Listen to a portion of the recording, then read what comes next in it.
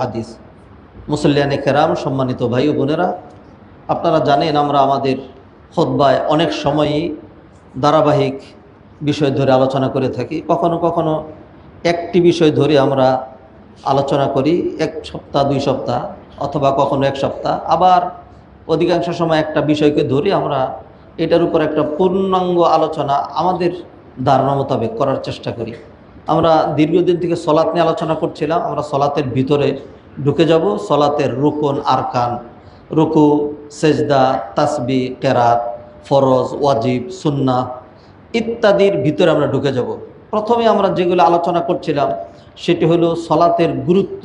সলাতের গুরুত্ব, আনফর্চুনেটলি মুসলিম কান্ট্রি বাংলাদেশ, এত বড় একটা মুসলিম দেশ, আলেম ওলামা, কোরআন হাফেজ, মসজিদ, ইমাম, হাজি, গাজী, কোনো কিছুর অভাব নেই।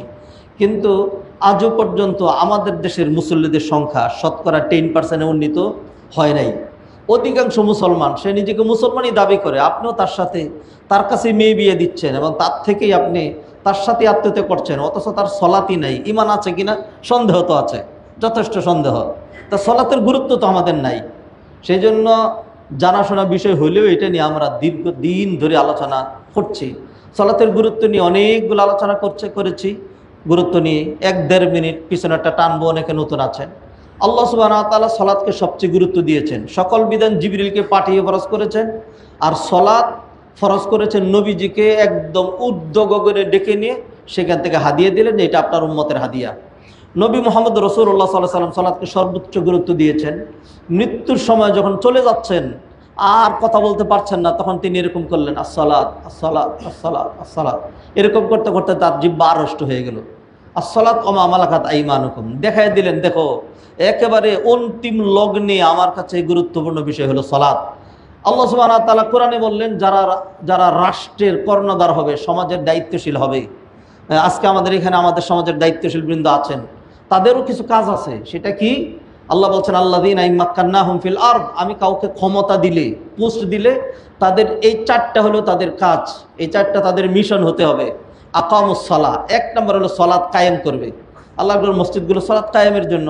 এই জন্যই তো আমরা এই উত্তরা কেন্দ্রীয় মসজিদ নিয়ে এইভাবে আমাদের পেরেশানি। আমরা জানি জুমার আগে খুতবার সময় আমরা আপনাদেরকে যে সমস্ত কথা বলে শোনাচ্ছি, অনেক সময় আমাদের নিজের কাছে অন্তরটা সংকুচিত হয়ে যায়, কিন্তু কিছু করার নাই। আমাদের এবার কাজ ধরাই লাগবে। হয়তো যেটা ইংরেজিতে বলে ডু অর ডাই, এটা ছাড়া আর কোনো উপায় নেই। আমাদের কাজ ধরাই লাগবে, না হয় বাদ দিতে হবে চিরদিনের জন্য। এইটাই হলো কথা। অতএব এই জন্য আমরা আপনাদেরকে বিরক্ত করি বারবার। আর কেন বিরক্ত করব না? সলাৎ নিয়ে, মসজিদ নিয়ে বিরক্ত করা, এটাও তো কল্যাণের কাজ। আপনি যে একটু বিরক্ত হচ্ছেন, সলাতের জন্যই তো, মসজিদের জন্যই তো।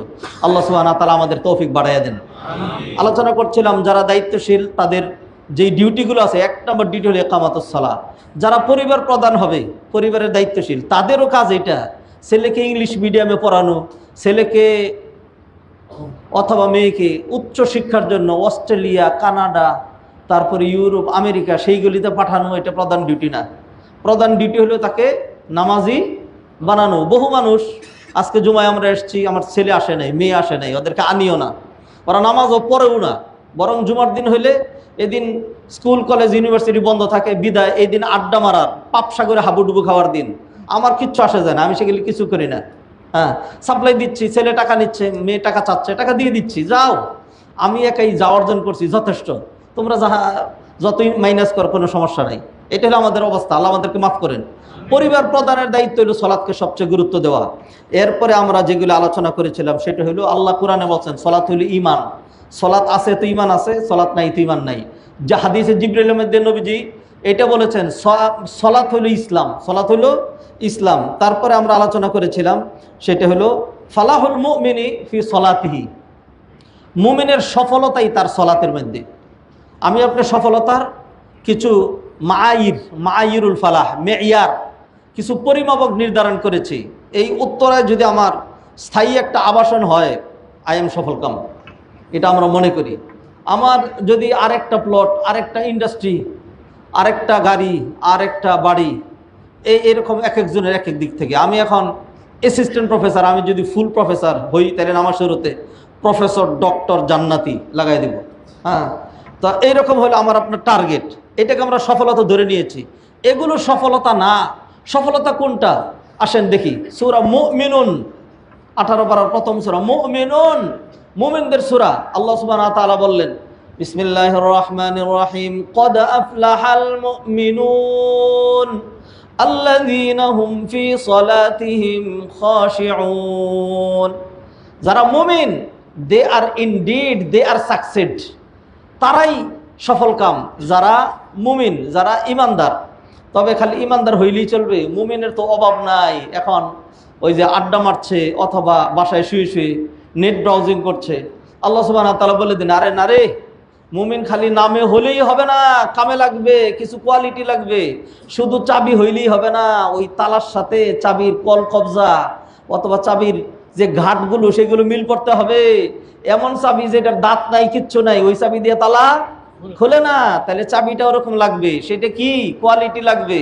আল্লাহ বলে দিলেন ক্বাদ আফলাহাল মুমিনুন আল্লাযীনা হুম ফি সালাতিহিম খাশিউন। নাম্বার 1 শর্ত, যেটা 1 নাম্বার টার্মস এন্ড কন্ডিশন, সেটা হলো তার সালাত সুন্দর হইতে হবে। আল্লাহ এরকম বলেন নাই ক্বাদ আফলাহাল মুমিনুন আল্লাযীনা হুম ইউসাল্লুন, ওই মুমিনরা সফলকাম যারা নামাজ পড়ে, এটা আল্লাহ বলেন নাই। আল্লাহ বলছেন শুধু সালাত পড়ে না, সালাতের মধ্যে তারা চরম পরম এবং সর্বোচ্চ বিনয়ী। সালাতটা কোয়ালিটির সালাত। সালাতটা কিসের? কোয়ালিটি মেনটেন করা সালাত। আর আমাদের সালাত কি? হাই আল্লাহ, মাঝে মধ্যে দেখা যায় 1-2 রে, আমার হাফেজ মানুষ, তাড়াতাড়ি পড়ি, এমনি অভ্যস্ত, হ্যাঁ, 1 রাকাত পড়ার সাথে সাথে তিনি 3 রাকাত এবং তাশাহুদ সহ কেমনে শেষ করেন? এটি কি দিয়ে পড়ছেন? এটা কোন কম্পিউটার? কম্পিউটারের তো তাড়াতাড়ি চলে। হ্যাঁ, হাইরে সালাত রে। আল্লাযীনা হুম ফি সালাতিহিম খাশিউন। তাহলে সালাতের গুরুত্বের আরেকটা জিনিস মনে রাখবেন, সেটা হলো আমার আপনার সফলতা। ওই যে বিল্ডিং, বাড়িগাড়ি, মিল, ফ্যাক্টরি, ইন্ডাস্ট্রি, জমিদারি ইত্যাদি, পোস্ট, এই নেতৃত্ব, কর্তৃত্ব, বাহাদুরি, নির্বাচন, তারপরে হলো এমপিগিরি, মন্ত্রীগিরি, হ্যাঁ, রাজনীতি, পেটনীতি, কূটনীতি, এগুলোর মধ্যে না। আমার আপনার সফলতা দুনিয়াতেই না। দুনিয়ার যা আলোচনা করবেন, সারা জীবন আলোচনা করেন, এখানে সফলতাই নেই। মুমিনের সফলতা হলো আখেরাতে। মুমিনের সফলতা আখেরাতে। সেই জন্য আল্লাহ বললেন যদি মুমিন হয় এবং তা সে ইমানদার কি ইমানদার না, এটা ইনডিড বোঝা যাবে তার বিভিন্ন জিনিস দিয়ে, সালাত দিয়ে। লোকটা আছে নাকি নাই, আঙ্গুল তো দেখা যায়, আঙ্গুল দেখা যাচ্ছে, এখন লোকটা আছে নাকি নাই এটা বোঝা যায় না। কান দেখা যাচ্ছে, এখন এই লোকটা জীবিত নাকি জীবিত না এটা বোঝা যাচ্ছে না। হ্যাঁ, তারপরে হইলো হাত দেখা যাচ্ছে, পা দেখা যাচ্ছে, চামড়া দেখা যাচ্ছে, চুল দেখা যাচ্ছে, কপাল দেখা যাচ্ছে, চোখ দেখা যাচ্ছে, এইটা দিয়ে বোঝা যাবে না জীবিত নাকি জীবিত না। তাহলে কি দিয়ে বুঝতে হবে? ডাক্তার এসে প্রথমে তার পালস পরীক্ষা করবে। কি দেখবে? তার পালস আছে কিনা, তারপরে হলো তার ব্রিথিং সিস্টেম চালু আছে কিনা, তার পেট উঠানামা করে কিনা, নাক দিয়ে বাতাস ঢুকে আর বের হয় কিনা। এইগুলি যদি থাকে তাইলে বোঝা যাবে তার এখনো জান্ডা আছে। তো আমরা যে মুমিন, কি দিয়ে বোঝা যাচ্ছে? সালাত নাই, সিয়াম নাই, কিয়াম নাই, দান নাই, সাদাকা নাই, হায়া নাই, লজ্জা নাই, শরম নাই, ইথিক্স নাই, ক্যারেক্টারিস্টিক্স নাই, হ্যাঁ, কোনো কিছুই নাই। হ্যাঁ, তাহলে কেমনে মুমিন হইলাম? তাইলে মুমিন এইটা খেয়ে ইমানদার বলে না। তাহলে ইমানদার হইতে হলে এইগুলি সহ আমাদের থাকতে হবে। যদি হয় তাহলে আল্লাহ সুবহানাহু ওয়া তাআলা কি বললেন? তারা সফল কাম। এবং তাদের সফলতা কোথায়? আল্লাহ সুবহানাহু ওয়া তাআলা বলে দিলেন। এটা সূরা মুমিনুন অনেকগুলো টার্মস কন্ডিশন আলোচনা করার পরে গিয়ে আল্লাহ সুবহানাহু ওয়া তাআলা বলছেন উলাইকা হুমুল ওয়ারিসুন আল্লাযীনা ইয়ারিসুনাল ফিরদাউসা হুম ফিহা খালিদুন। তারা হবে ওয়ারিস। তারা হবে ওয়ারিস। কিসের ওয়ারিস? আল্লাযীনা ইয়ারিসুনাল ফিরদাউস, জান্নাতুল ফিরদাউসের ওয়ারিস। হুম ফিহা খালিদুন, তারা সেই জান্নাতে চিরস্থায়ীভাবে থাকবে। এই যে জান্নাতে ঢুকলো, চিরস্থায়ী জান্নাতি হলো, এটার নাম সফলতা। অন্য আয়াতে আল্লাহর ব্যাখ্যা করে দিয়েছেন সফলতা কাকে বলে। আল্লাহ বললেন ফামান যুহজিহা আনিন নারি ওয়া উদখিলাল জান্নাতা ফাকাদ ফাজ ওয়া মাল হায়াতুদ দুনিয়া ইল্লা মাতাউল গুরুর। যাকে জাহান্নাম থেকে নিষ্কৃতি দিয়ে জান্নাতে ঢুকিয়ে দেওয়া হলো, ফাকাদ ফাজ, ওই লোকই সফলকাম হলো। ওয়ামাল হায়াতুদ দুনিয়া, আর দুনিয়ার যে তোমার জীবন সামগ্রী, ইল্লা মাতাউল গুরুর, এইগুলি প্রতারণার সামগ্রী, এইগুলির মধ্যে তোমার সফলতা নাই। অর্থাৎ তুমি যদি গগনচুম্বী অট্টালিকা করো, হ্যাঁ, সুরম্য অট্টালিকা গড়ো, যা কিছুই তুমি করো না কেন, যখন তুমি যাবা মিসকিন হয়ে যাবা, কোনো কিছুই তোমার সাথে যাবে না। তাইলে খামাখা দুঃখের মধ্যে ছিলা, এগুলো তোমার পরকালীন মুক্তি নিয়ে আসলো না। অতএব পরকালীন মুক্তির জন্য প্রথম শর্ত যেটা, সেটা হলো সলাৎ থাকতে হবে। সলাৎ থাকলে আপনি জান্নাতি হবেন, সলাৎ থাকলে আপনি সফলতা পাবেন। কোরআনে আল্লাহ আরো বললেন, কদ আফলাহা মান তাজাক্কা ওয়া যাকারা ইসমা রাব্বিহি ফাসাল্লা। প্রতি জুমায় আমরা তেলাওয়াত করি, সফল ওই ব্যক্তি মান তাজাক্কা ওয়া যাকারা ইসমা রাব্বিহি ফাসাল্লা, যে তার নিজের নফসকে পিউরিফাই করে, ওয়া যাকারা ইসমা রাব্বিহি, তার রবের নাম স্মরণ করে, ফাসাল্লা, আল্লাহর কথা ভুলে যায় না, আল্লাহর কথা মনে করে তারা সালাত আদায় করে। সালাত আরেকটা গুরুত্বপূর্ণ বিষয়, সালাতের আরেকটা দিক, সেটা হলো লা তাসকুতুস সালাতু আবাদান বাল তাজিবু আলা কুল্লি আফরাদ ওয়া আলা কুল্লি হিন। কখনোই কোনো ব্যক্তির উপর থেকে সালাত মাফ হয় না। সালাত কখনোই কি হয় না? মাফ হয় না। আপনি রুগ্ন হন, সফরে থাকেন, বাড়িতে থাকেন, ধনী দরিদ্র, বাবা মারা গেছে ঈদের দিন, আজকে বিয়ে করেছি, একটু পরে ফ্লাইট ধরা লাগবে, আমি এখন জার্নিতে আছি, আমি এখন আকাশের উপরে আছি, আমি এখন ওই অবস্থায় আছি, আমি এখন খাচ্ছি, আমি এখন যাই করেন না কেন, সর্বাবস্থায় আপনার সালাত আদায় করতেই হবে। দাঁড়াইতে পারি না, যে তাহলে কি করবো? তো বসে বসে করেন। বসেও যে থাকতে পারি না, তাহলে শুয়ে শুয়ে করেন। শুয়েও তো পারি না, তাহলে ইশারা দিয়ে করেন। যতক্ষণ হুশ আছে ততক্ষণ পর্যন্ত সালাত মাফ করা হয় নাই। অন্য কিছু মাফ আছে, পয়সা নাই যে কি করবো, তাহলে হজ লাগবে না। পয়সা নাই যে জাকাত নিবেন, জাকাত দিতে হবে না, তাহলে জাকাত মাফ আছে, ঠিক না? হজ মাফ আছে। আচ্ছা, অসুস্থ যে রোজা রাখতে পারি না, যে রোজা যে রাখতেই পারি না, তাহলে রোজা যদি রাখতে না পারেন তো রাখবেন না। তো কি করতে হবে? তাহলে একজন মিসকিন খাওয়াবেন, মিসকিনে তো খাওয়াইতে পারবো না, ওই তৌফিকও নাই, তাহলে সেটাও করবেন না, সেটাও করবেন না। ইসলাম আপনার উপরে এমন কোনো কিছু চাপায়া দেয়নি শক্ত করে, যেটা একবারে আপনার সমস্যা। খালি একটা ইবাদত বলছে, তাও এইটা এরকম না, সলাত এত কঠিন না যে এইটা যদি করি তাহলে একবার আমার জীবনই চলে যাবে। সলাত এত কঠিনের কি আছে? আজকে আমরা ফজর পড়ছি, অনেকে এশাকার সলাত পড়ছেন, আবার জুমার নামাজে আসছি, সেই জন্য আমার কার কার আঙ্গুল ভেঙে গেছে, কার কার মানে হাঁটু থেকে ভেঙে গেছে, হাত ভেঙে গেছে, এত পাগল হয়ে গেছেন নামাজ পড়ার কারণে, একেবারে দুনিয়ার সবটা নষ্ট হয়ে গেছে, অশান্তির দাবা নলে দাও দাও করে জ্বলছেন। এরকম কিছু হয়? সলাতের কারণে তো কোনো ক্ষতি হয় না, এটা তো কঠিন এরকম না যে এত ভারী আমি দাঁড়াইতে পারি না, এরকম তো না। আল্লাহ এটাকে হালকা করেছেন। রোজা রাখতে পারেন না, এটা মাপ দেওয়া আছে, অন্যগুলি তো দেখাইলামই। হজ আর জাকাত অধিকাংশ মানুষের লাগেই না, আর যাদের লাগে, হজ লাগে জীবনে কয়বার? একবার। যারা জাকাত দিতে হয় বছরে একবার। আপনি গত বছর জাকাত দিয়েছেন, এই বছর জাকাত নাই, এই বছর আপনার সম্পদ নাই। গত বছর বেশি দিয়েছেন, এই বছর কম দিবেন, কম সম্পদ আছে। তা কোনটা? 40 ভাগের একবার। তা কোন মালের উপরে? যেটা আপনার নিত্য প্রয়োজনে লাগতেছে সেটার জন্য। গাড়ির জাকাত নাই, বাড়ির জাকাত নাই, অ্যাসেটের জাকাত নাই, আপনার বাড়ির আসবাবপত্র এগুলির জাকাত নাই। একদম অলস মানি পড়ে রয়েছে, অলস মানি। তাও কতদিন? 6 মাস না, 7 মাস না, 8 মাস না, 10 মাস না, 1 বছর ধরে পড়ে রয়েছে, ওইটার উপরে জাকাত। কতটুকু জাকাত? 40 ভাগের 1 ভাগ। 40 ভাগের 1 ভাগ জাকাত। তাহলে এইগুলোর মধ্যে মাফ আছে। এক ব্যক্তি নবীজির ঘটনা শুনে, নবীজির জমানার, রোজা রাখছে, রোজা রাইখা এখন বেচারা দিনের বেলা মাঠে কাজ করছে, এরপর বাড়িতে আইসা দেখে যে তার স্ত্রী শুয়ে ঘুমাচ্ছে, তখন মানে তার মেজাজ খারাপ হয়ে গেছে, তখন সে যা করার করে ফেলছে। এরপরে নবীজির কাছে আইসা বলে, ইয়া রাসূলুল্লাহ, হালাকতু আহালাকতু, ও আল্লাহর রাসূল, নিজেও মরছি আর একটারও মারছি। পরে বলে যে কেমনে নিজেও মরলা আর একটারে মারলা? কই যে রোজার মাস না, এই কাজ করছি, তো নিজেও তো মরছি, আমার বউরেও মারছি, শেষ করে আসছি, এখন আমি কি করবো? তখন নবীজি বললেন যে একটা না 60টা রোজা রাখতে হবে এই এক রোজার বদলে। পরে কয় কি, ইয়া রাসূলুল্লাহ, একটাই পারি নাই, 60টাই আমি পারবো না, আমার পক্ষে সম্ভব না। এরপরে নবীজি আরো সমাধান উল্লেখ করলেন, সে বলে কোনোটাই পারবে না। সর্বশেষ নবীজি বললেন, তাহলে একটা কাজ করো, 60 জন মিসকিন খাওয়াবা, 60 জন মিসকিন খাওয়াবা। আমি নিজেই মিসকিন, আমি আবার মিসকিন খাওয়াবো কেমন? আমার সেই তো অভিজ্ঞ নেই। এখন ওই লোক বিপদে পড়ে নাই, বিপদে পড়ছে নবীজি। তো নবীজি বললেন, আচ্ছা ঠিক আছে, বসো, দেখি কি করা যায়। কিছুক্ষণ পরে এক ভাণ্ড খেজুর নিয়ে আসছে, এটা গরিব সাহাবীদের জন্য, রাষ্ট্রীয় ফান্ডের জন্য, আর নবীজি হইলেন এটার মূল দায়িত্বশীল। তখন নবীজি দেখলেন যে এইটা হলো নগদ, এরে উদ্ধার করা লাগবে। তখন এই বান্ড খেজুর দিয়ে তারা বললেন যে যাও, এই খেজুরগুলো তুমি মদিনার 60 জন মিসকিনরে ভাগ করে দিবা। তো এইরকম টুকরি মাথায় করে নিয়ে রওনা দিছে। কতক্ষণ যাওয়ার পরে মনে হয়েছে যে নবীজিকে জিজ্ঞাসা করলাম না কি ধরনের মিসকিনকে দিতে হবে। এরপর ফিরে এসে জিজ্ঞাসা করে, ইয়া রাসূলুল্লাহ, যাদেরকে দিতে বলছেন এটা আমার মতো গরিব নাকি আমার চেয়ে বেশি গরিব? তখন বলে, না, তোমার চেয়ে বেশি গরিব যেগুলি সেগুলিকে দিবা। তখন সে বলে যে, আল্লাহি ইয়া রাসূলুল্লাহ, মা বাইনা লাবাতাইল মদিনা, মদিনার এই দুই প্রান্তের মধ্যে আমার চেয়ে বেশি গরিব আর কেউ নাই। এরপর নবীজি বলেন, ঠিক আছে, এই খেজুরগুলো নিয়ে তুমি আর ওই তোমার যেই বউরে মাইরা রেখে আসছো, এই দুইজনে মিলে গিয়ে খেজুরগুলো খাও গেছো। তাইলে ইসলাম সুন্দর সমাধান করে মুক্ত করে দিল। তো ইসলাম মানুষের জন্য, আল্লাহর রস্তে বলছি, কঠিন কিছু চায় না। আল্লাহ আপনাকে যা দিয়েছেন এটা কষ্ট লাগে। কেন কষ্ট লাগে জানেন? ভারী লাগে কেন?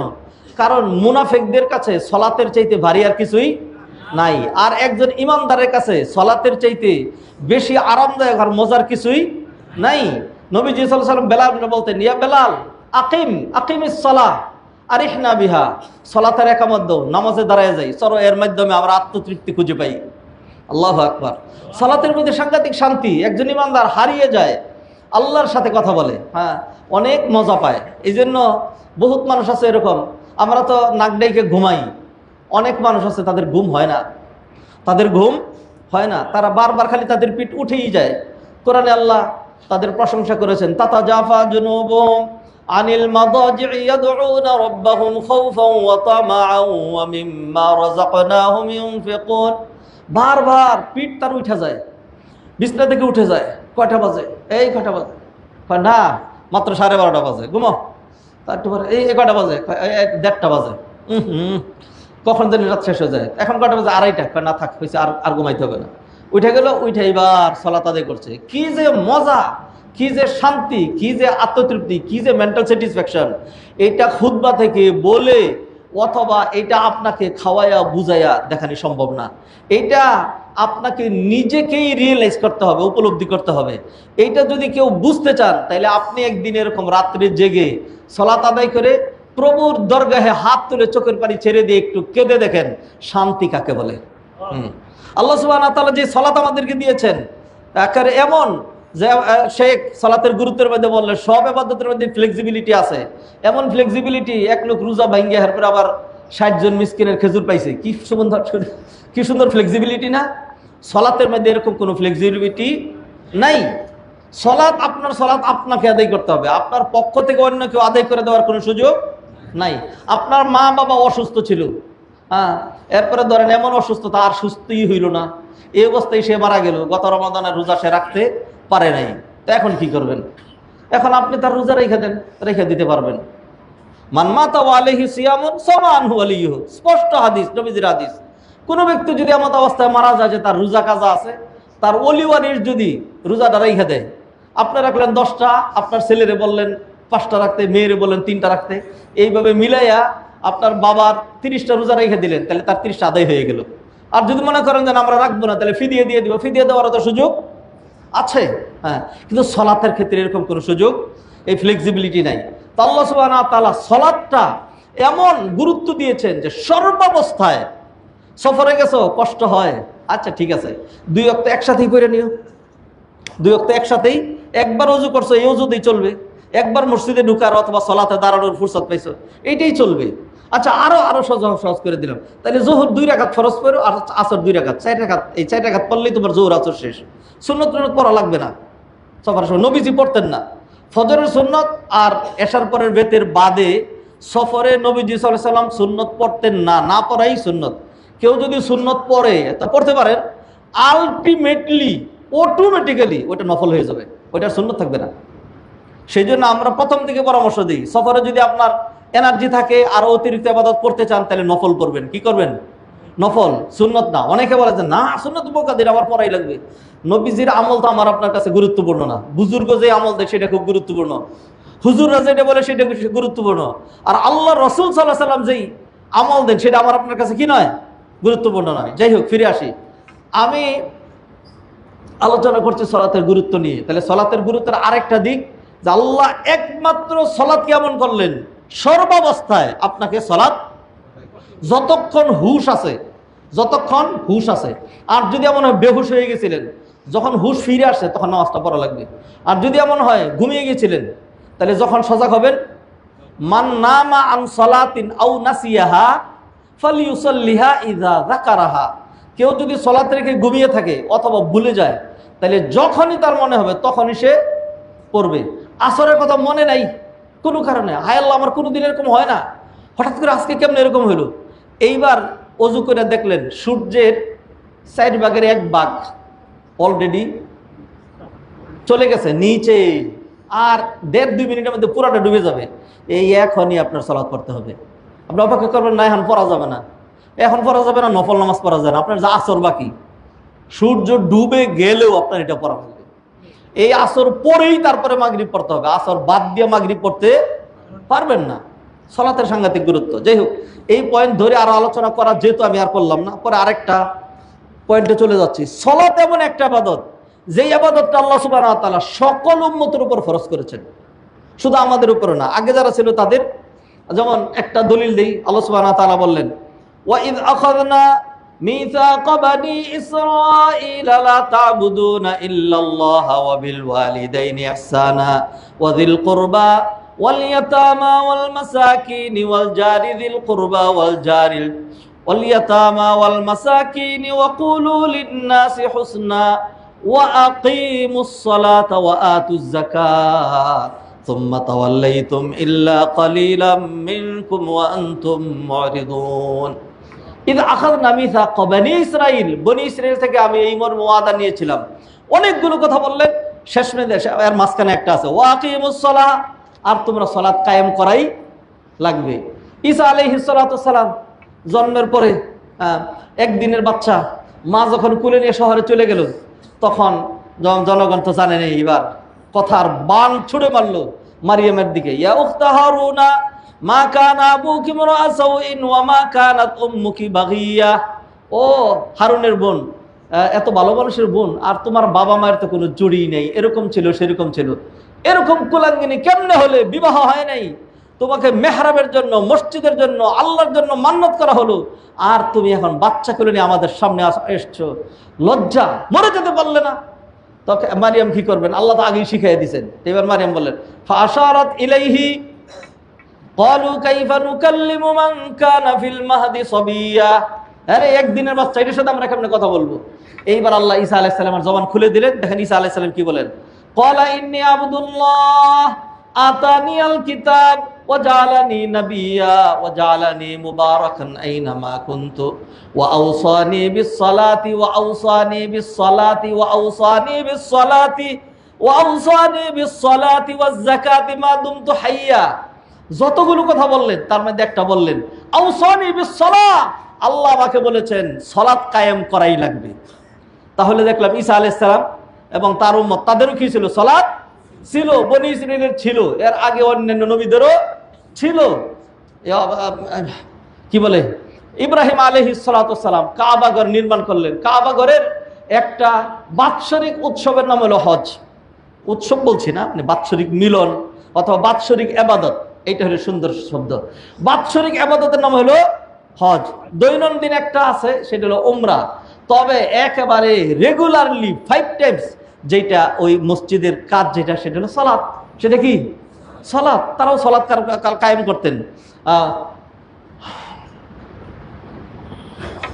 আল্লাহ সুবহানাহু ওয়া তাআলা কি বললেন, ওয়া ইয ইবতালা ইব্রাহিমা রাব্বুহু বিকালিমাতিন ফাতাম্মাহুন্না ক্বালা ইন্নী জাইলুকা লিন-নাসি ইমামা ক্বালা ওয়া মিন যুররিয়্যাতি ক্বালা লা ইয়ানালু আহদিয যালিমিন ওয়া ইয জাআলনাল বাইতা মাসাবাতাল লিন-নাসি ওয়া আমনা ওয়াত্তাখিযু মিন মাকামি ইব্রাহিমা মুসাল্লা ওয়া আহিদনা ইলা ইব্রাহিমা ওয়া ইসমাঈলা আন তাহহিরা বাইতা লিত-তাইফিনা ওয়াল আকিফিনা ওয়ার রুকআইস সুজুদ। ও ইব্রাহিম, ও ইসমাইল, এই ঘরটাকে পবিত্র করো। এর আগে তো গেছে ওয়াত্তাখিযু মিন মাকামি ইব্রাহিম মুসাল্লা, সালাতের কথা। এরপর আবার বললেন লিত-তাইফিনা, তাওয়াফকারীদের জন্য, ওয়াল আকিফিনা, ইতিকাফকারীদের জন্য, ওয়ার রুকআ রুকুকারী, রাকিউনের বহুবচন, আস-সুজুদ যারা রুকুকারী সেজদাকারী তাদের জন্য এই ঘরটাকে কি করো। তাহলে কাবা ঘর যে নির্মাণ করা হয়েছিল আজ থেকে হাজার হাজার 5000 বছর আগে ইব্রাহিম আলাইহিস সালাম, তখন আমরা দেখতে পেলাম তাদের জন্য সালাত ছিল। অতএব সালাত সাংঘাতিক গুরুত্বপূর্ণ। সর্বশেষ আর কি বলবো, সালাতের মাধ্যমে আল্লাহ সুবহানাহু ওয়া তাআলা আমার আপনার জন্য গুনাহের ক্ষমা, সালাতের মাধ্যমে আমার আপনার গুনাহ ক্ষমা হবে, আমি আপনি পরিশুদ্ধ হব। এটা হলো আল্লাহ সুবহানাহু ওয়া তাআলার টার্গেট। দৈনন্দিন চোখে, হাতে, জবানে, উঠায় বসায়, চলনে বলনে, চিন্তা চেতনায় কি পরিমাণ গুনাহ আমাদের হয়, গুনাহ হইতে থাকে। গুনাহগুলো যদি মাফ করাইতে চাই তাহলে সালাতের কোনো বিকল্প নাই। সালাতের সাথে যা যা জড়িত সব কিছু দিয়ে গুনাহ মাফ হয়। আমরা ওযু নিয়ে আলোচনা করব, অন্যান্য কিছু নিয়ে আলোচনা করব। আর এটা বলে আমরা সালাতের শুরুতে চলে যাব ইনশাআল্লাহ। সালাতের মাধ্যমে আল্লাহ সুবহানাহু ওয়া তাআলা গুনাহ মাফের ব্যবস্থা রেখেছেন। কোরআনে আল্লাহ বললেন, ওয়া আকিমিস সালাতা তরফাইন নাহারি ওয়া যুলাফাম মিনাল লাইল ইন্নাল হাসানাতি ইউযহিবুনাস সাইয়্যাত যালিকা যিকরা লিয-যাকিরিন। দিবসের দুই প্রান্তে রাতের এক অংশে তোমরা সালাত কায়েম করবে। মনে রাখবে, সৎকর্ম অপকর্ম অসৎকর্মকে মুছে দেয়। এইটা হলো যারা উপদেশ গ্রহণ করবে তাদের জন্য উপদেশ। এটা সূরা হুদে আল্লাহ সুবহানাহু ওয়া তাআলা একটা নির্দিষ্ট প্রেক্ষাপটে আয়াত নাজিল করলেন। এক সাহাবী খেজুর বিক্রেতা ছিলেন, মহিলা ক্রেতা আসার পরে ধোঁকা দিয়া তাকে ভিতরে নিয়ে একটা চুমা দিছে। এর চেয়ে বেশি আর কিছু করে নাই, জিনা ব্যভিচার করে নাই। তখনই তার হুঁশ ফিরে আসছে, সর্বনাশ আমি এটা কী করলাম। নবীজির জমানার ঘটনা, সে মদিনার বাইরের ঘটনা। তো ওই লোকের অনুশোচনা বোধ হলো যে আমি এটা চরম অপরাধ করেছি, আমার এটার ক্ষমা হওয়া দরকার। তো তিনি তো এত বড় আলেমও না, তিনি জানেনও না যে একটা মহিলাকে চুম্বন দিয়েছেন, এটার কারণে কি তার জানটা চলে যাবে? হ্যাঁ, এই জন্যই কি তাকে মৃত্যুদণ্ড দিয়ে দেওয়া হবে? না, ইসলামের আইন এই ক্ষেত্রে শক্ত। তবে এতটুকুন অপরাধের কারণে তার শাস্তি হবে, কিন্তু সেই শাস্তিটা মৃত্যুদণ্ড নয়। সে মনে করেছে মৃত্যুদণ্ড। তো নবীজির কাছে আয়েশা বলে, ইয়া রাসূলুল্লাহ আকিম আলাইয়াল হাদ, আপনি আমাকে মৃত্যুদণ্ড দেন। ইয়া রাসূলুল্লাহ, শুনতে চাইেন না, আমি খুব খারাপ কাজ করে আসছি। ইয়া রাসূলুল্লাহ, আমার মৃত্যুদণ্ড দেন, আমাকে মেরে ফেলেন, তবু আমার গুনাহ মাফ হোক। নবীজি বারবার মুখ ঘুরাই নিচ্ছেন। সালাতুল আসরের সময় হলো, সালাত পড়লেন। সালাতের মধ্যে জিবরাইল এই আয়াতটা নিয়ে আসলেন। সালাতের পরে নবীজি জিজ্ঞেস করলেন, আমার ওই সাহাবী কোথায়? তখন সে বলল, ইয়া রাসূলুল্লাহ আমি আছি। তখন নবীজি বললেন, এই মাত্র জিবরিল আমিন তোমার শানে কোরআনের এই আয়াতটা নিয়ে এসেছিলেন, তুমি কি আমাদের সাথে আসরের সালাত পড়েছো? সে বলল, ইয়া রাসূলুল্লাহ পড়েছি। তখন নবীজি বলেন, তাহলে তুমি সুসংবাদ গ্রহণ করো, এই আসরের সালাতের আগে তুমি জীবনে যত গুনাহ করছো, এই সালাতের কারণে আল্লাহ সুবহানাহু ওয়া তাআলা তোমার সমস্ত গুনাহ মাফ করে তোমাকে ধুয়ে মুছে একদম সাফ করে দিয়েছেন। এই সাহাবী খুব খুশিতে এখন বলে, ইয়া রাসূলুল্লাহ এটা কি শুধু আমার জন্যই? হ্যাঁ। তখন নবীজি বললেন যে না, বাল্লি জামিই উম্মতি আম্মা ইলা ইয়াউমিল কিয়ামা, কিয়ামত পর্যন্ত আমার যত উম্মত এরকম কোন অপরাধ করে এরপরে সালাত পড়ে আল্লাহর কাছে ক্ষমা চাবে, আল্লাহ সুবহানাহু ওয়া তাআলা তার গুনাহগুলো মাফ করে দেবেন। ও ভাইয়েরা, আমরা এমন কি আছে গুনাহ করি না? গুনাহ করি, আবার সালাতও পড়বো না, তাহলে মাফ হবে কেমনে? জাহান্নাম ছাড়ার কোনো উপায় থাকবে? যদি বাঁচতে চাই তাহলে সালাতের কোনো বিকল্প নাই। আসুন, আজ থেকে আমার আপনার প্রত্যয় হবে, সালাত ধরেছি তো ধরেছি, একদম যতদিন না মরেছি সালাত আর কোনোদিন ছাড়বো না। আল্লাহ সুবহানাহু ওয়া তাআলা আমাদেরকে তৌফিক এনায়েত করেন। হাদিরানে মজলিস, মুসল্লিয়ানে কেরাম, সম্মানিত ভাই বোনেরা, সালাতের শুরুতে যেতে চাচ্ছি, আমরা সালাতে ঢুকতে চাচ্ছি। সালাতে ঢুকার সময় সর্বপ্রথম আমাদেরকে যা লাগবে সেটা হলো সালাতের ফরজ, ওয়াজিব, সুন্নত, মুস্তাহাব, সালাতের রুকন। সালাতের ভিতরে এবং বাহিরে 13 ফরজ। সালাতের ভিতরে এবং বাহিরে 13 ফরজ। এইটা হলো হানাফি মাযহাব মতে। হানাফি মাযহাবের ভিতরে বাহিরের ফরজগুলো গুনে রুকনগুলিকে তারা 13টায় সীমাবদ্ধ করেছেন। অন্যান্য মাযহাবে এগুলির সংখ্যা আরও বেশি। যেমন হাম্বলি মাযহাবে সালাতের ভিতরেই 14 ফরজ, সালাতের ভিতরেই 14 ফরজ, আর বাহিরে হলো 9টা। তাহলে 14 আর 9টা কত হলো? 23টা। আর হানাফি মাযহাব হলো 14টা। যাই হোক, এগুলি সবগুলোই গুরুত্বপূর্ণ। আমরা কোনো মাযহাবকে প্রাধান্য দিয়ে আবার আরেকটাকে নিচে নামাই সেটা নয়। আমরা কোনো মাসালায় একটাকে খুব শক্ত করি, আবার কখনো কখনো উদারতা পোষণ করি, এটা দলিলের ভিত্তিতে, দলিলের কারণে। তবে সবাই উলামায়ে কেরাম ছিলেন, এইখানে এরকম কেউ না যে হানাফি মাযহাবের এই ফতোয়া কেন দিলেন, তিনি হয়তো এই ফতোয়া দেওয়ার কারণে অন্য দিক থেকে অনেক টাকা পাইছিলেন, এরকম না। আর উনি কেন এটাকে বাড়াইলেন, অন্য দিক থেকে কোনো স্বার্থ পাইছেন, এরকম না। ওনারা কোরআন হাদিস গবেষণা করেছেন, আল্লাহ তাদের ইজতিহাদের দাল খুলে দিয়েছেন। তার কাছে মনে হয়েছে এটা সাংঘাতিক গুরুত্বপূর্ণ, অতএব এটাকে রুকন বলা লাগবে। আরেকজন মনে করেছেন যে এটা গুরুত্বপূর্ণ, তবে রুকনের পর্যায়ে না, এটা ওয়াজিব। এটা কি ওয়াজিব? সেইখান থেকে কি হয়েছে? পার্থক্য হয়েছে। আল্লাহ সুবহানাহু ওয়া তাআলা সালাতের ক্ষেত্রে বললেন, আমরা সালাতের ভিতরে ঢুকে গেলাম। এতক্ষণ পর্যন্ত আমরা সালাতের গুরুত্ব নিয়ে আলোচনা করেছি, আগামী সপ্তাহ থেকে আর গুরুত্বের উপর আলোচনা নাই। আল্লাহ বলছেন, ইয়া আইয়ুহাল্লাযীনা আমানু ইযা কুমতুম ইলাস সালাতি ফাগসিলু ওয়ুজুহাকুম, যখন তোমরা সালাতে দাঁড়াবে তখন তোমরা এই কাজটা তোমাদের করতে হবে। ফাগসিলু ওয়ুজুহাকুম ওয়া আইদিয়াকুম ইলাল মারাফিকি ওয়ামসাহু বিরুউসিকুম ওয়া আরজুলাকুম ইলাল কাবাইন। চারটা কাজ করা লাগবে। অজুর চারটা ফরজের কথা এখানে বলা হলো। পুরো মুখমণ্ডল ধৌত করা, 2 হাত কনি সহ ধৌত করা, মাথা মাসা করা এবং 2 পা টাকনু গিরা সহ ধোয়া। এই চারটা উল্লেখ করলেন কোরআনের মধ্যে আল্লাহ সুবহানাহু ওয়া তাআলা। হানাফি মাযহাবের উলামায়ে কেরামগণ এইটাকেই গুরুত্ব দিলেন, যেহেতু কোরআনের আয়াত দিয়ে এই চারটা সাব্যস্ত, এই চারটেই অজুর ফরজ, এই চারটেই অজুর ফরজ। আর বাকি যেগুলো সেগুলো অজুর ওয়াজিব, অজুর সুন্নত। অন্যান্যরা আবার এইটাকে ধরলেন যে এখানে আল্লাহ সুবহানাহু ওয়া তাআলা চারটার কথা বলছেন এবং চারটার ক্ষেত্রে প্রথম চেহারা, তারপরে 2 হাত, তারপরে মাথা মাসে, তারপরে পা ধোয়া। এই যে ধারাবাহিকতা বলছেন, আল্লাহ তো এরকম বলেন নাই যে যখন সালাতে দাঁড়াবে তখন পা ধোবা, মাথা মাসে করবা, চেহারা ধোবা, তারপর 2 কনুই ধোবা। এর উল্টা পাল্টা তো বলেন নাই, ধারাবাহিক বলেছেন। অতএব ধারাবাহিকতাও ফরজ। অন্যরা বলেছেন ধারাবাহিকতাও ফরজ। হানাফি মাযহাবে বলেছেন না, ধারাবাহিকতা ফরজ না, ধারাবাহিকতা ভালো, ধারাবাহিকতা উত্তম, ধারাবাহিকতাকে ওয়াজিব বলা যেতে পারে। কিন্তু যেহেতু কোরআনে আল্লাহ একেবারে ডাইরেক্টলি এই ধারাই করতে হবে, কোনো ব্যক্তি যদি চেহারা ধোয়ার পরে এরপরে কোনো কারণে মাথা মাসে করে ফেলে, তারপরে মনে বললো আল্লাহ আমি তো হাত ধুই নেই, তারপর হাত ধুয়ে নিল, হ্যাঁ, এরপরে পা ধুইল, তাহলে তার অজুর ফরজ আদায় হয়ে গেছে, তার অজু হয়ে যাবে। এটা হানাফি মাযহাব বলবে। অন্য মাযহাবে বলবে যে না, তার ধারাবাহিকতা রক্ষা হয় নাই, অতএব হাত ধোয়ার পরে আবার মাথা মাসা করা লাগবে ধারাবাহিকতা ঠিক রাখার জন্য। এরকম পার্থক্য সহ আমরা ইনশাল্লাহ ধীরে ধীরে আলোচনা করব। শাইখুল ইসলাম মুহাম্মদ বিন আব্দুল ওয়াহাব রাহিমাহুল্লাহ তিনি শুরুতুস সালাহ, ওয়াজিবাতুস সালাহ, আরকানুস সালাহ এগুলো বর্ণনা করতে গিয়ে তিনি বললেন, শুরুতুস সালাহ 9, নামাজের শর্ত 9টা। শর্ত কাকে বলে এবং রুকন কাকে বলে কিছু পরিভাষা আপনাদের শেখা লাগবে। কিছু পরিভাষা শেখা লাগবে। দুইটাই ফরজ, দুইটাই ফরজ। একটা হলো ভিতরের আর একটা হলো বাইরের। যেটা বাইরের এটাকে বলা হয় শর্ত, এইগুলো উসুলের পরিভাষা। আর যেটা ভিতরের এটা হলো রুকন। শর্তুশাই, খারিজুশাই, রুকনুশাই, দাখিলুশাই, এগুলো আরবি মূলনীতি। শর্তুশাই, খারিজুশাই, কোনো জিনিসের বাহিরের জরুরি বিষয় যেগুলি সেগুলো হলো শর্ত, আর ভিতরের জরুরি বিষয় যেগুলি সেগুলি কি, সেগুলো হলো রুকন। তো সলাতের বাইরের কি, বাইরের যেমন ধরেন অজু করা, পবিত্রতা অর্জন করে সলাতের বাইরের। জোহরের ওয়াক্ত হবে 12টায়, আমি 10টার সময় পবিত্রতা অর্জন করেছি, ওই পবিত্রতা দিয়া জোহরের সলাত পড়া যাবে নাকি যাবে না? যাবে, তাইলে ওইটা বাইরের। কিন্তু ওই পবিত্রতা যদি তখন অর্জন না করি, সলাতে যখন দাঁড়াই তখন অর্জন করলাম না, তাইলে সলাতটা হবে না। কারণ একটা জিনিস আমার অর্জন করা দরকার ছিল, সেটা আগেও হয় নাই, ওই সময় হয় নাই, সেটা নাম হলো পবিত্রতা, সেটা হলো পবিত্রতা। আর ভিতরের কোনটা, ভিতরে যেমন ধরেন রুকু করা, সেজদা করা।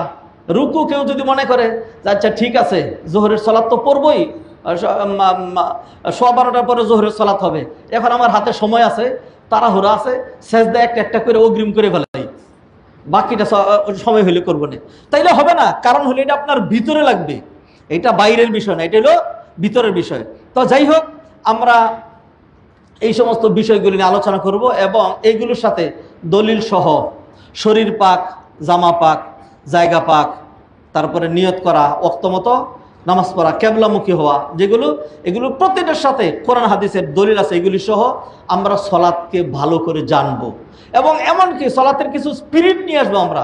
তাকবীরে তাহরিমা কেন এইভাবে করা লাগে, তারপরে রুকুতে সুবহান রাব্বিয়াল আযীম কেন বলি, সুবহান রাব্বিয়াল আলা কেন বলি, তারপরে হলো বারবার সেজদা করার, এই 2টা মাঝখানে যাবার, ওইটা বসার, সলাতের স্পিরিট কি, সূরা ফাতিহা কেন প্রতি রাকাতে পড়া লাগে, এর লক্ষ্য উদ্দেশ্য কি, টার্গেট কি, এইখান থেকে কিন্তু স্পিরিচুয়াল সাইড এবং মাকাসিদুশ শরিয়া, শরিয়ার লক্ষ্য উদ্দেশ্য, ইবাদতের কিছু লক্ষ্য উদ্দেশ্য আছে। তো আমরা লক্ষ্য উদ্দেশ্যবিহীন, আমরা অনেক সময় স্ট্রাকচারাল ইবাদত করতে অভ্যস্ত, সেই জন্য সেই ইবাদতে আমাদের পরিবর্তন আনে না।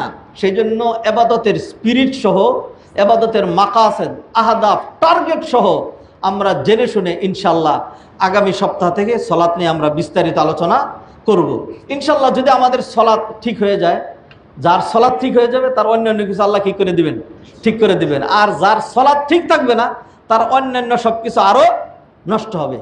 আজকে আর আপনাদের সময় নিচ্ছি না, দীর্ঘ সময় পর্যন্ত আমরা সলাতের গুরুত্ব নিয়ে অন্তত 4 থেকে 5টা সপ্তাহ সলাতের গুরুত্বের উপর আলোচনা করেছি। যদি সলাৎ আমার আপনার জীবনে গুরুত্ব বয়ে না আনে, এত আলোচনার পরেও যদি সলাৎকে আমরা গুরুত্ব না দেই, তাহলে কিভাবে হবে বলেন দেখি। আল্লাহ সুবহানাহু ওয়া তাআলা আমাদেরকে সলাতের গুরুত্ব দেওয়ার তৌফিক এনায়েত করেন। অতএব গুরুত্ব শুধু আপনি দিবেন না, গুরুত্ব আপনার ফ্যামিলির লোকজনকে দিতে হবে, আপনার ছেলে মেয়ে, পাড়া প্রতিবেশী, আত্মীয় স্বজন সবাইকে বলতে হবে। এই দাওয়াত তো সবাইকে দিতে পারেন। একটা রিক্সায় যাচ্ছেন, কিরে বাবা নামাজ পড়ো? না স্যার নামাজ পড়ি না। কেন রে বাবা? হ্যাঁ, হঠাৎ আজকে যদি মরে যাও তাহলে কি অবস্থা হবে? নামাজটা পড়ো, নামাজটা পড়ো। হ্যাঁ, প্রথম নামাজটা দিয়ে শুরু করেন। এই সলাতের কথা বললে যে আপনি আমার নামাজের কথা বললেন কেন, কেউ তেলে বেগুনে জ্বলে উঠবে না। আর আপনি সলাতের দাওয়াত দিচ্ছেন, আপনি সলাতের দাওয়াত দেওয়ার কে, এরকম কেউ কথা বলবে না। তো এটা সহজ। মানুষের এখানে একটা দুর্বলতা আছে, সলাতের প্রতি মানুষ না পড়লেও একটা সিম্পেথি আছে। তো এইটা দিয়ে শুরু করেন, প্রথমেই কঠিন মাসালায় যায়েন না। অনেকে আছে যেগুলি ইখতিলাফি মাসালা, যেগুলি খুসাইন্না মাসালা, প্রথম ওইটা দিয়ে শুরু করেন। এই খুসাখুসি কম করেন। হ্যাঁ, দাওয়াতের উসলুব এটা না। দাওয়াতের উসলুব কি নয়, প্রথমেই গুতা মারা না, এটা করেন না আল্লাহর রাস্তায়। সলাতের কথা বলেন, এরপরে প্রথমে নিয়ে আসবেন যে এই সূরা ফাতিহা।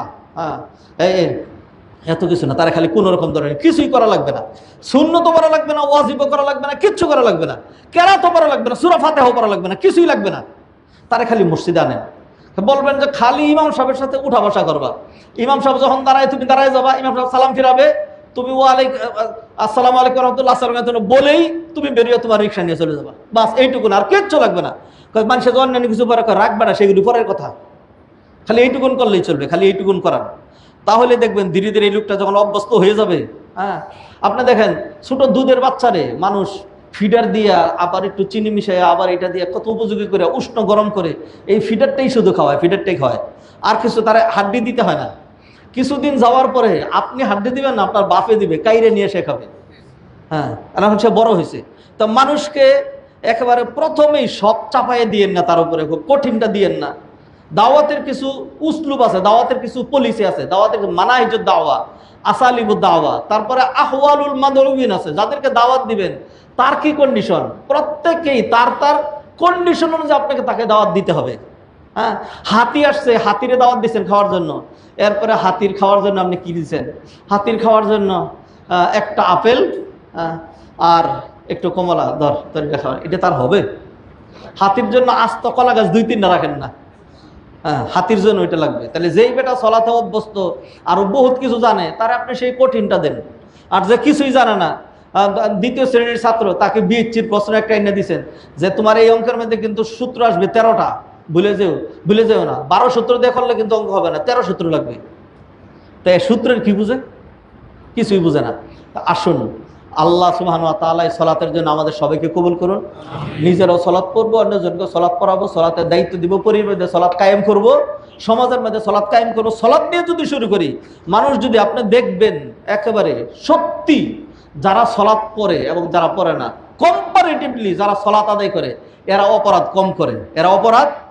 আর যদি সলাতকে আমরা বুঝে শুনে, সলাতের টার্গেট, সলাতের স্পিরিট জেনে শুনে সলাত পড়তাম, তাইলে এই যে কিছু মানুষ কিছু অপরাধ করে এইটাও করতো না। আরেকটা বলি, সলাত পরে যারা কিছু অপরাধ করে, এটা তো আপনি খুব বড় করে দেখাচ্ছেন। এই লোকটা যদি সলাত না পড়তো তাহলে ডাকাত হইতো। এই লোকটা সলাত না পড়লে ডাকাত হইতো। অতএব সলাত পড়ার কারণে কিছু কম অপরাধ করে। আল্লাহ সুবহানাহু ওয়া তাআলা আমাকে আপনাকে সলাতের পূর্ণাঙ্গ গুরুত্ব দেওয়ার তৌফিক এনায়েত করেন। আকুলু কওলি হাযা ওয়া আস্তাগফিরুল্লাহ লি ওয়া লাকুম ওয়া লিসাইরিল মুসলিমিন ফাস্তাগফিরুহু ইন্নাহুল গফুরুর রহিম।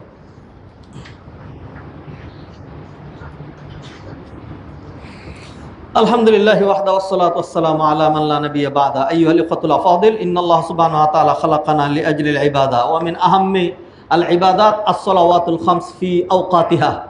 ক্বালা সুবহানাহু ওয়া তাআলা ফিল কুরআনিল কারীম ক্বাদ আফলাহাল মুমিনুন আল্লাযীনা হুম ফি সালাতিহিম খাশিউন ইলা আন ক্বালা তাআলা উলাইকুমুল ওয়ারিসুন আল্লাযীনা ইয়ারিসুনাল ফিরদাউসা হুম ফিহা খালিদুন। ওয়া ইয়াকুলুন নাবিয়্যু সাল্লাল্লাহু আলাইহি ওয়াসাল্লাম ইন্নাস সালাতা কানাত আলাল মুমিনিনা কিতাবাম মাওকুতা। ويقول تعالى في القرآن الكريم ইয়াজিবু আলাইনা আন নাতাওয়াদ্দা ওয়া আন নুতাহহিরা আনফুসানা ওয়া থিয়াবানা ওয়া আজসাদানা ওয়া কাযালিকা মাকানা সালাতিনা লা বুদ্দা আন নুতাহহিরা ওয়া লা বুদ্দা আন নাকুনা মাআল ওযু ক্বালা তাআলা ইয়া আইয়ুহাল্লাযীনা আমানু ইযা কুমতুম ইলাস সালাত ফাগসিলু ওয়ুজুহাকুম ওয়া আইদিয়াকুম ইলাল মারাফিক ওয়ালিত তাহারাতি ফদলুন আযীম ইয়াকুলুন নবী সাল্লাল্লাহু আলাইহি ওয়াসাল্লাম আত-তাহুরু শাতরুল ঈমান সাল্লু আলা নবিয়িল বাশীর ফা ইন্নাল্লাহ সুবহানাহু ওয়া তাআলা আমারানা বিস-সালাতি ওয়াত-তাসলিমি আলা নবী সাল্লাল্লাহু আলাইহি ওয়াসাল্লাম ফাকাল ইন্নাল্লাহা ওয়া মালাইকাতাহু ইউসাল্লুনা আলা নবী ইয়া আইয়ুহাল্লাযীনা আমানু সাল্লু আলাইহি ওয়া সাল্লিমু তাসলিমা আল্লাহুম্মা সাল্লি আলা মুহাম্মাদ ওয়া আলা আলি মুহাম্মাদ কামা সাল্লাইতা وسلمت وباركت على سيدنا إبراهيم وعلى آل سيدنا إبراهيم إنك حميد مجيد وارض اللهم عن الخلفاء الراشدين أبي بكر وعمر وعثمان وعن علي رضوان الله تعالى عليهم أجمعين وعنا معهم بكرمك وجودك وإحسانك يا أرحم الراحمين اللهم أعز الإسلام والمسلمين وأذل الشرك والمشركين والكفر والكافرين ودمر أعداءك أعداء الدين